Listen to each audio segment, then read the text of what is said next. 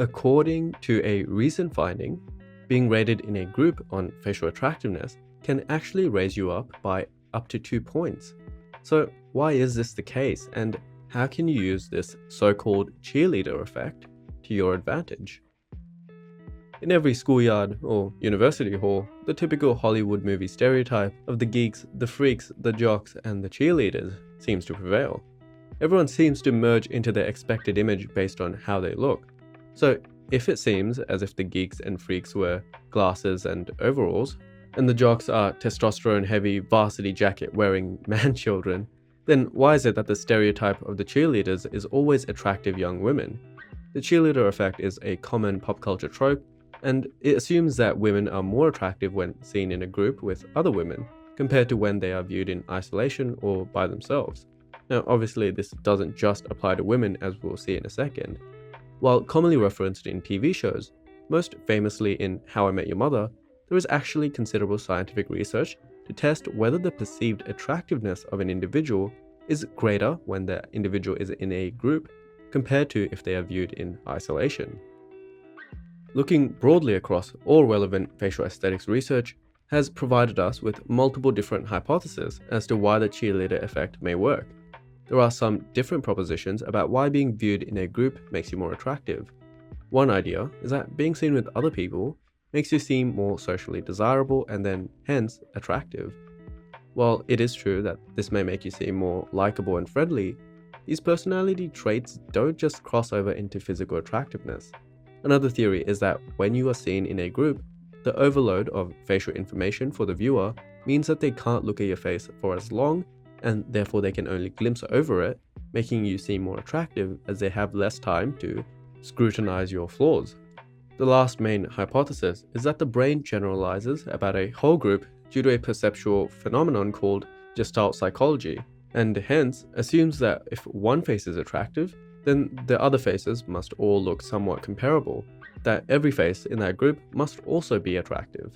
Today, we're going to focus on the last two ideas that specifically look at facial attractiveness due to physical aesthetics as perceived by the viewer, because this is where hard scientific research actually exists. An Australian study conducted last year by Daniel Carragher and colleagues investigated whether the cheerleader effect occurs simply because the target face within a group is seen for a shorter amount of time than when it's in a group, because the brain of that rater has to digest more information when looking at a picture of the group as a whole. Now, this would mean that the brain has less time to pick up on facial characteristics that could hinder the attractiveness of an individual. Think of it this way: if you're looking at a group of 10 people, you're probably going to struggle to find a pimple hidden on the sixth person's forehead, but you might not struggle if you were looking at that person individually. To test this, the researchers got participants to rate the attractiveness of a target face across two different times. In one time, participants would be rating the face in isolation. In the other time, they would rate the target face when it was displayed in a group with other faces. On top of this, researchers manipulated the amount of time that participants would see the target face for, either 0.3 of a second, 1 second, 2 seconds, 3, or even 7 seconds, to see if there was a difference in the way participants rated the faces. As like most facial attractiveness studies, a Likert type scale was used so that participants could respond on a scale from very unattractive all the way to very attractive. But first, we need to establish a baseline, and so the researchers had the participants rate a target face when it was presented alone. The image shows the slides that the participants would have been shown, with them first receiving a picture of the face for 1 second, then being shown the same picture with a red box around it for another second. Finally, they were shown the Likert scale for them to give a response. This was repeated for different time lengths. Now that a baseline has been defined, participants also looked at a range of different target faces in the context of a group. Once again, they were first shown the faces for a period of time before they were instructed which face that they were rating, and then they were prompted to complete that rating scale. A table of the results compared the baseline condition of the target face by itself and of target faces in the context of a group. Looking at this table, we can see that for every time period, there was an increase in the perceived attractiveness of faces for every amount of time presented when that face was presented in a group. We can also see that the p-value for every time value is quite significant, meaning that the increase in attractiveness is not just due to random chance. Remember that a p-value is seen as significant if it is less than 0.05, meaning that there is a less than 5% chance that we are wrong in assuming there is a real effect that's occurring in the data. We can also infer from this table that the greatest effect of increased attractiveness occurs when looking at a target face within a group for around 2 seconds. Here is the data presented again in graphical form, where it's also shown that 2 seconds, represented by 2000 milliseconds, has the greatest effect. So from all of that, regardless of the time presented, the cheerleader effect still persists. So it must not be due to the fact that we cannot pick out the flaws when there is more information for the brain to consider.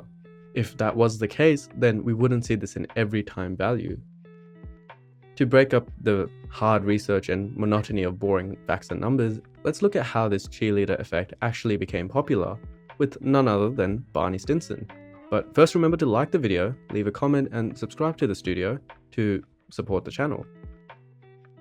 An older study by Yvette Osh and her colleagues tried to understand the how and why of the cheerleader effect, this time looking at the selective attention towards attractive people within a group and also at the principle of Gestalt psychology.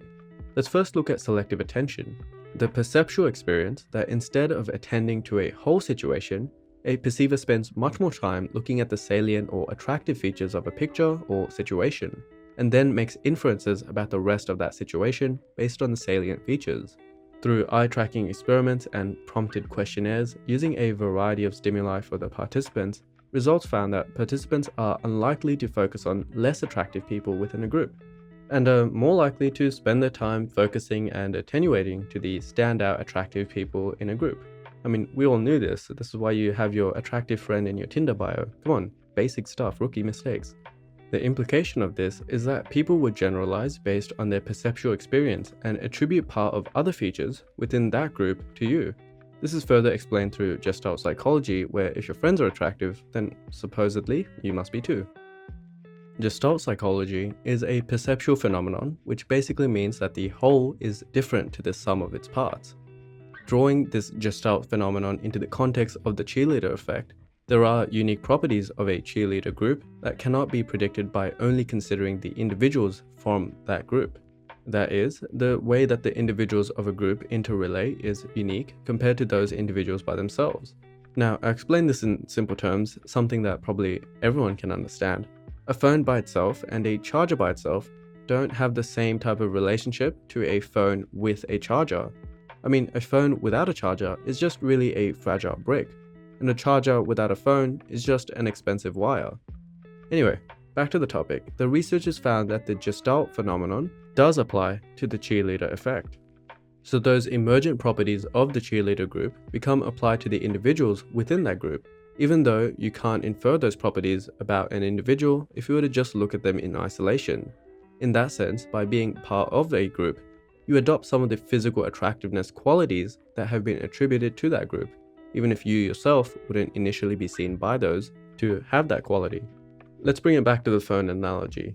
Everyone always associates a phone with a working piece of technology rather than a simple brick, and it has been developed through Gestalt psychology that a phone's association with a charger gives it power, even though a phone by itself isn't self-powering. The cheerleader effect is very much real, and the exact mechanism by which it works, no one really does know. But since it is real and its implications are beneficial, it can be used to increase the perceived facial attractiveness of members within a group, which can improve confidence.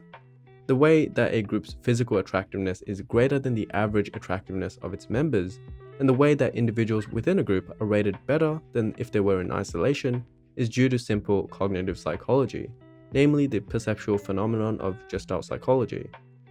If you've enjoyed this video, then like, comment, and subscribe to help the channel out.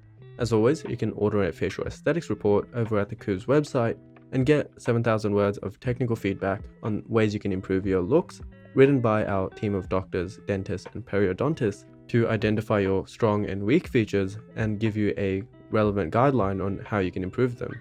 If you're not following us on Instagram, then why aren't you? It's at Coos Studio. We do a lot of good morphs there, and a lot of content that we can't put out on YouTube goes there. And speaking of YouTube censorship, A lot of the stuff that we can't put on YouTube because it's too graphic or sexual or because of copyright actually goes on our Patreon. Click the link in our description to get access to our podcast on beauty, to get access to videos that we can't put on YouTube, and to get a say in what type of videos you want us to make next.